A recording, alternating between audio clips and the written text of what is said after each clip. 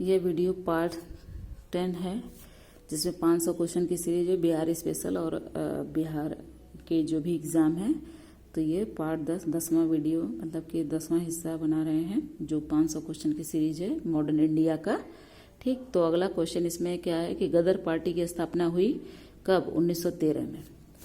इसका नाम पहले कुछ और रहता है, बाद में गदर नाम की पत्रिका निकालते थे। गदर पत्रिका से ही गदर पार्टी हो गया उस पहले संस्था जो था। तो 1913 में सोहन सिंह भाखना के नेतृत्व में पोर्टलैंड में Hindustan association of the Pacific Coast नामक संस्था की स्थापना हुई। इस संस्था ने गदर नामक एक अखबार निकाला जिससे इस संस्था का नाम भी गदर पार्टी पड़ गया। लाला हरदयाल इस संस्था के मनीषी पथ प्रदर्शक थे। अन्य सदस्यों में कौन कौन है? रामचंद्र, बरकतुल्ला, रास बिहारी बोस, राजा महेंद्र प्रताप, अब्दुल रहमान, मैडम भीकाजी कामा, भाई परमानंद, करतार सिंह सराबा तथा पंडित काशी राम प्रमुख थे। फिर गदर क्रांति छिड़ने का सबसे महत्वपूर्ण कारण क्या था? तो इसका सही ऑप्शन है सी, प्रथम महायुद्ध यानी विश्व युद्ध का शुरू होना। स्वदेशी आंदोलन के निष्क्रिय होने से भारतीय राष्ट्रवाद के प्रहरी की भी निष्क्रिय हो गए थे। फिर वर्ष 1914 में अचानक छिड़े प्रथम विश्व युद्ध ने भारतीय राष्ट्रीयता के प्रहरियों को झकझोरा, उन्हें उद्वेलित किया कि उस समय यह धारणा प्रचलित थी कि ब्रिटेन पर किसी भी तरह का संकट भारत के हित में है। उनके लिए एक मौका है। इस मौके का कई जगहों पर कई तरह से फायदा उठाया गया। उत्तरी अमेरिका में गदर क्रांतिकारी और भारत में लोकमान्य तिलक, एनी बेसेंट व उनके स्वदेशी संगठनों ने इस मौके का लाभ उठाया। गदर क्रांतिकारियों ने सशस्त्र संघर्ष के माध्यम से अंग्रेजी हुकूमत को उखाड़ फेंकने का प्रयास किया। अब गदर पार्टी की स्थापना कहाँ होती है? तो संयुक्त राज्य अमेरिका सैन फ्रांसिस्को में होती है मुख्यालय। ठीक, 1921 के भारतीय राष्ट्रीय कांग्रेस का गया अधिवेशन के अध्यक्ष कौन थे? तो मुधोलकर जी नहीं, वो 1912 वाले के थे। 1922 वाले में जो गया अधिवेशन, 12 वाला बांकीपुर था और 22 वाला गया अधिवेशन। तो इसके जो अध्यक्ष थे वो CR दास, चित्तरंजन दास जी थे। ठीक, फिर उसके बाद दिसंबर, वही लिखा है उसका एक्सप्लेनेशन, दिसंबर 22 में। अच्छा, जितने भी कांग्रेस के अधिवेशन स्पेशली दिसंबर के समय होते थे साल का अंत। संपन्न भारतीय राष्ट्रीय कांग्रेस के 37वें अधिवेशन के अध्यक्ष CR दास थे। इस अधिवेशन में काउंसिल में प्रवेश न लेने का प्रस्ताव पारित होने पर उन्होंने त्यागपत्र दिए। फिर मोतीलाल नेहरू के साथ मिलकर स्वराज पार्टी की स्थापना की 1923 में। फिर उन्होंने स्वराज पार्टी की स्थापना की। कौन कौन? CR दास जी ने और मोतीलाल नेहरू ने। भारतीय राष्ट्रीय कांग्रेस के 1916 लखनऊ के अधिवेशन में किसने बिहार के नींव उगाने वाला प्रश्न प्रस्तुत किया? तो राजकुमार शुक्ला, और यही गांधी जी को चंपारण आने का न्योता देते हैं, आग्रह किए थे। मतलब न्योता नहीं, आग्रह कहा जाएगा।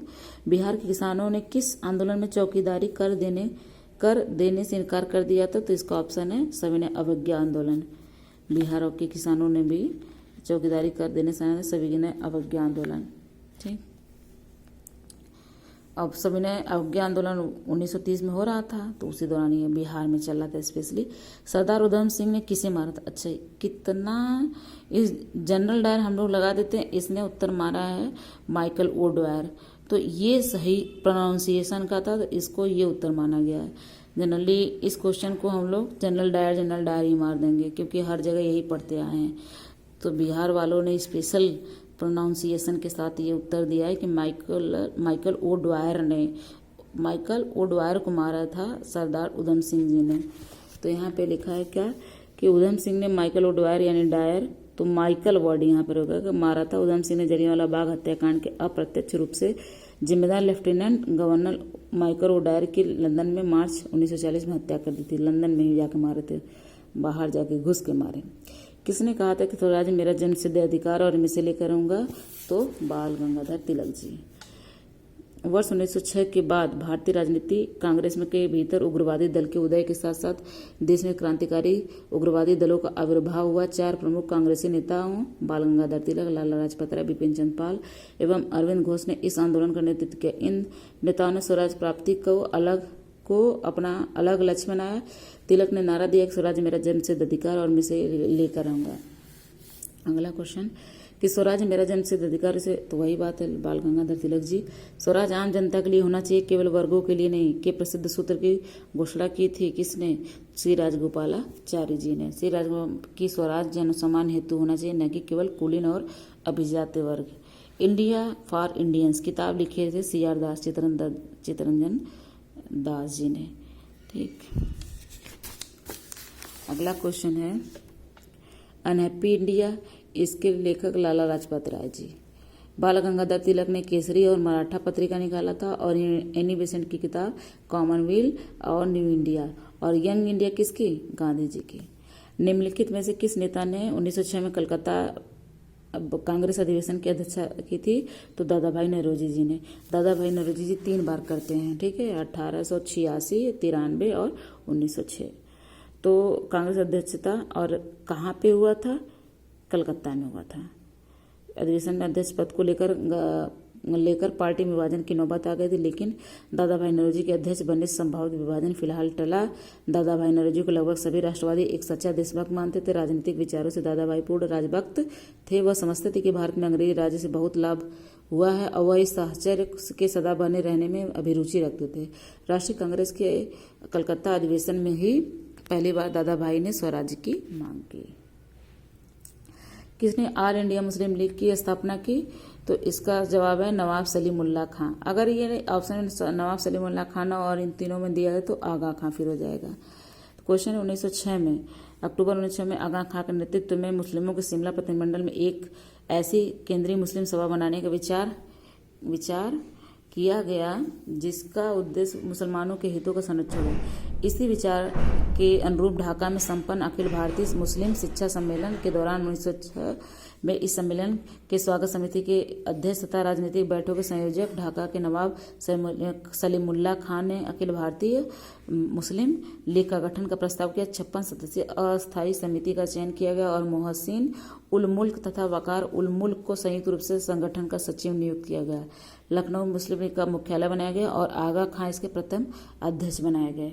ठीक, अभी इस क्वेश्चन को और तरीके से एक्सप्लेन किया क्या है कि विकल्प में इन तीनों के नाम रहने या इनमें 2 नाम रहने के संस्थापक यानी वरीयता कम है। मतलब कि अगर इन तीनों का नाम रहा तो सबसे पहले सलीमुल्लाह खां को वरीयता देंगे, और अगर इन दोनों ये हटा दें इन दोनों का नाम तो आगा खां, और इन दोनों का नाम ना हो, उस ऑप्शन में इनका नाम हो और कोई और नाम हो, इन दोनों का नाम ना तो इनको दिया जाएगा कि ये संस्थापक हैं।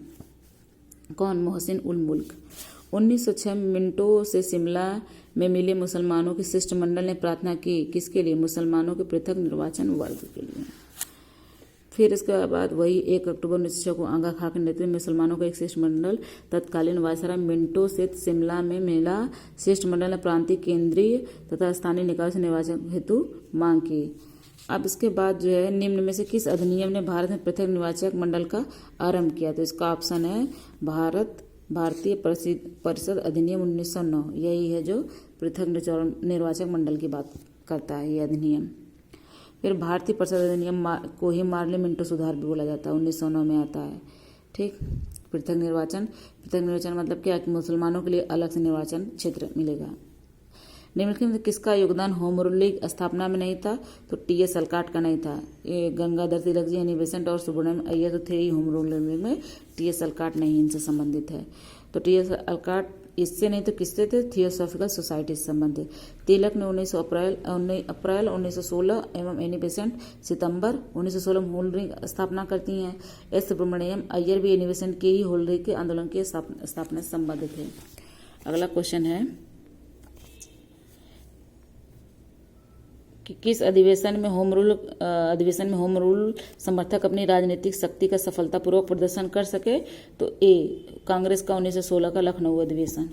इसके अंदर क्या लिखा है कि 1916 के लखनऊ अधिवेशन में होम रूल लीग सदस्यों के लिए अपनी ताकत दिखाने का अच्छा मौका था। तिलक समर्थकों ने तो परंपरा ही बना दी थी जिस पर कांग्रेस बहुत वर्षों तक टिकी रही। उनके समर्थकों ने लखनऊ पहुंचने के लिए एक ट्रेन आरक्षित की जिसे कुछ लोगों ने कांग्रेस स्पेशल नाम दिया तो कुछ लोगों ने होम रूल स्पेशल कहा। अरुंडेल ने लीग के हर सदस्य से कहा था कि वह लखनऊ अधिवेशन का सदस्य बनने की हर संभव कोशिश करें। अधिवेशन की समाप्ति के तुरंत बाद उसी पंडाल में दोनों होम रूल लीग की बैठक हुई जिसमें लगभग 1000 प्रतिनिधियों ने भाग लिया। कांग्रेस लीग समझौते की सराहना की गई। तिलक तथा एनी बेसेंट ने बैठक को संबोधित किया। तो 1916 शिक्षा में सुधार हेतु ब्रिटिश सरकार ने सैडलर विश्वविद्यालय आयोग कब, तो 1917 में।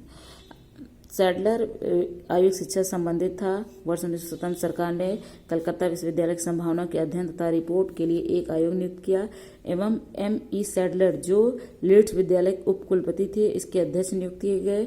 इस आयोग का यह विचार था कि यदि विश्वविद्यालय शिक्षा का सुधार करना है तो माध्यमिक शिक्षा का सुधार आवश्यक है। इसने वर्ष 1904 के विश्वविद्यालय अधिनियम की कड़ी निंदा की और यह भी बताया कि इससे कॉलेज तथा विश्वविद्यालय शिक्षा का ठीक समन्वय नहीं हो सकता। अगला क्वेश्चन है कि होम रूल लीग आंदोलन भारत के स्वतंत्रता संग्राम के एक नए चरण का द्योतक था, क्योंकि इसने देश के सामने सेल्फ गवर्नमेंट की एक ठोस योजना रखी।